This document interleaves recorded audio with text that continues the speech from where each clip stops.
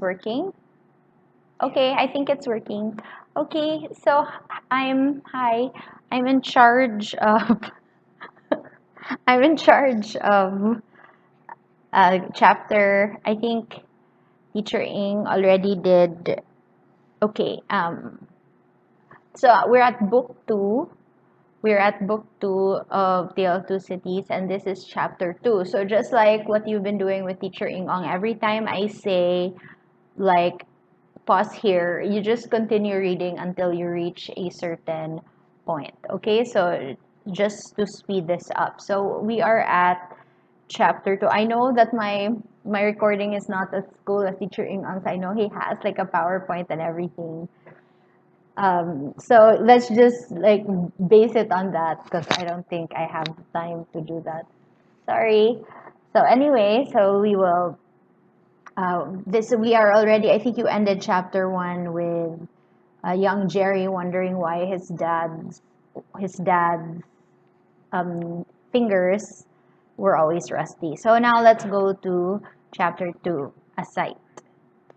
You know the Old Bailey well, no doubt, said one of the oldest of clerks to Jerry the messenger. Yes, sir, returned Jerry in something of a dogged manner. I do know the Bailey. Just so, and you know Mr. Lorry. I know Mr. Lorry, sir, much better than I know the Bailey, much better, said Jerry, not unlike a reluctant witness at the establishment in question. Then I, as an honest tradesman, wish to know the Bailey. Very well, find the door where the witnesses go in, and show the doorkeeper this note for Mr. Lorry. He will then let you in. Into the court, sir? Into the court. So there is already a trial. There's a trial going on. Mr. Cruncher's eyes seemed to get a little closer to one another and to interchange the inquiry. What do you think of this? Am I to wait the court, sir? He asked, as a result of that conference. I am going to tell you. The doorkeeper will pass the note to Mr. Lorry, and do you make any gesture that will attract Mr. Lorry's attention and show him where you stand. Then what you have to do is to remain there until he wants you. So he has a message to deliver to Mr. Lorry, who is in the court. Okay. So we have here, wait, can I make this full screen? Anyway, okay, so that's all. He wishes to have a messenger at hand. This is to tell him you are there. As the ancient clerk deliberately folded and superscribed the note, Mr. Cruncher, after surveying him in silence until he came to the blotting paper stage, remarked, I suppose they'll be trying forgeries this morning. Treason. That's quartering, said Jerry, barbarous. It is the law, remarked the ancient clerk, turning his surprised spectacles upon him. It is the law. It's hard in the law to spile a man, I think. It's hard enough to kill him, but it's very hard to spile him, sir. It is hard in the law to spile. I just read the same thing twice. Okay, wait. Not at all, retained the ancient clerk. Speak well of the law, take care of your chest and voice, my good friend, and leave the law to take care of itself. I give you that advice. It's the damp, sir, what settles my chest and voice, said Jerry. I leave you to judge what a damp way of earning is living mine is. Earning a living mine is. Well, well, said the old clerk, we all have our various ways of gaining a livelihood. Some of us have damp ways, and some of us have dry ways. Here is a letter. Go along. Jerry took the letter and, remarking to himself with less internal deference than he made an outward show of, you are a lean old one too, made his bow, informed his son in passing of his destination, and went his way. Now pause. You can pause here, and then you read all the way to after some delay. Okay, so when you reach the paragraph that says after some delay, you can unpause. Okay, pause and pause. After some delay and dimmer, the door grudgingly turned on its hinges a very little way and allowed Mr. Jerry Cruncher to squeeze himself into court. So now he is already in court. What's on? He asked in a whisper of the man he found himself next to. Nothing yet. What's coming on? A treason case. The quartering one, eh?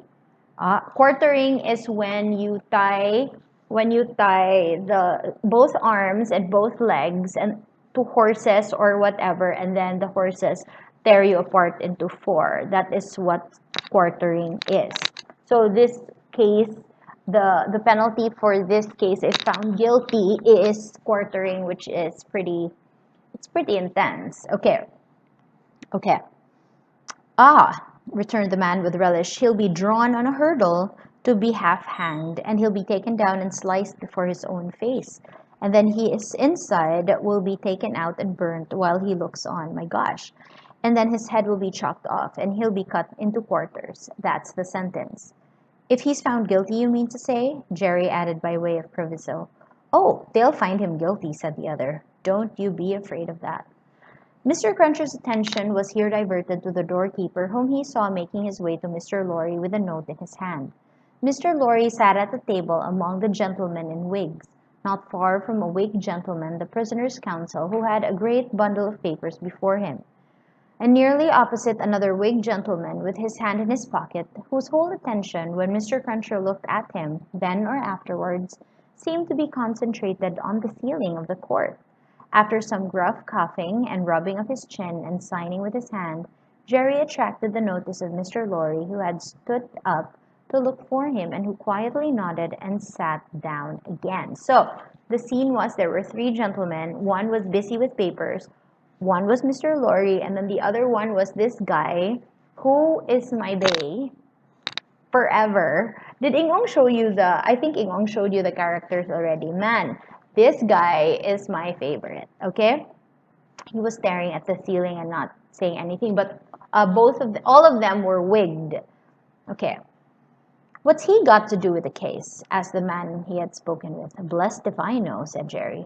What have you got to do with it then, if a person may inquire? Blessed if I know that either, said Jerry. The entrance of the judge and a consequent great stir and settling down in the court stopped the dialogue. Presently, the dock became the central point of interest. Two gaolers who had been standing there went out, and the prisoner was brought in and put to the bar. Everybody present, except the one wigged gentleman who looked at the ceiling, stared at him. All the human breath in the place rolled at him like the sea, or a wind, or a fire. Eager faces strained round pillars and corners to get a sight of him. Spectators in back rows stood up not to miss a hair of him. People on the floor of the court laid their hands on the shoulders of the people before them to help themselves, at anybody's cost, to a view of him. Stood at tiptoe, got upon ledges, stood upon next to nothing to see every inch of him.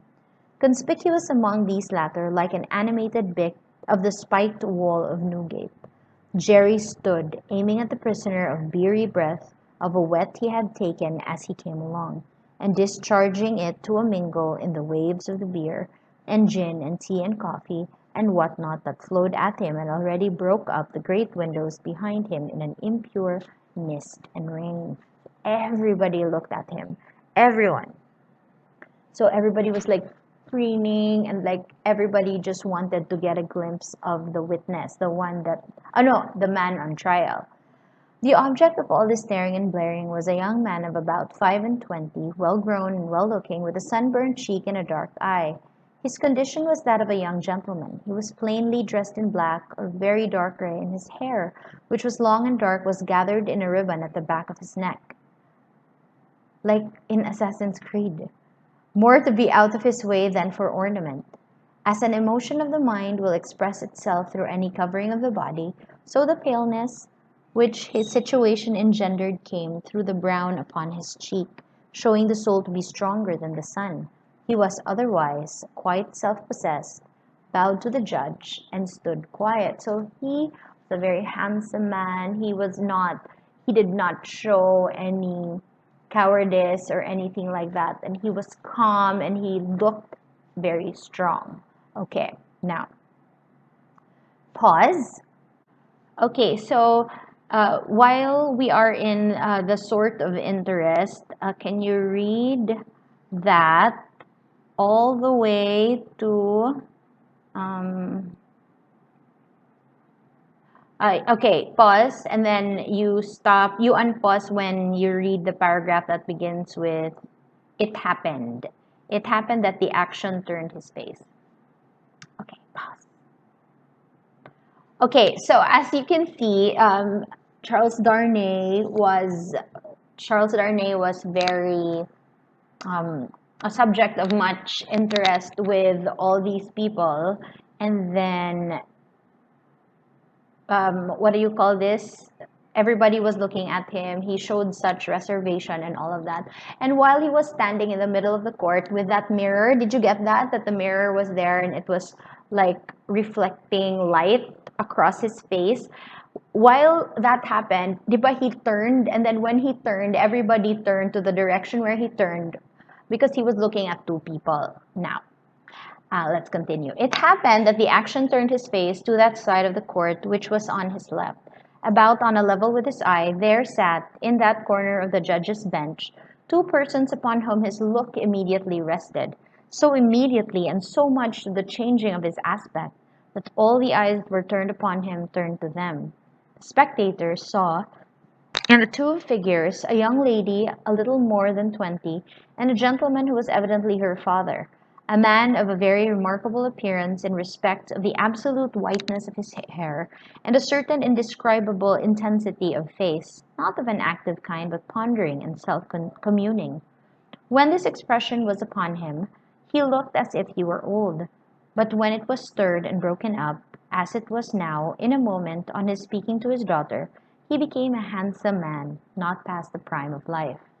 His daughter had one of her hands drawn through his arm as she sat by him, and the other pressed upon it.